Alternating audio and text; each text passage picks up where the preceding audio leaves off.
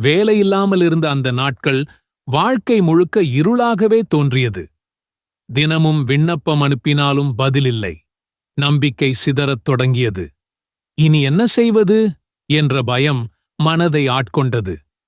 அந்த வேதனையின் நடுவிலும் சாய்பாபாவின் படத்தின் முன் ஒரு விளக்கு ஏற்றி வார்த்தைகளில்லாமல் கண்ணீருடன் வேண்டினேன்.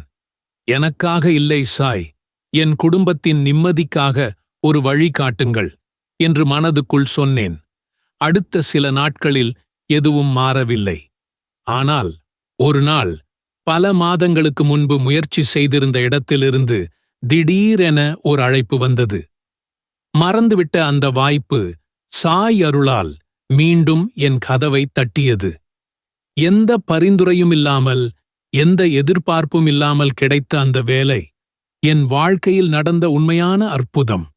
அன்றுதான் உணர்ந்தேன், நாம் கைவிட்ட நேரத்தில்தான் சாய்பாபா நம்மை கைப்பிடித்து உயர்த்துகிறார்.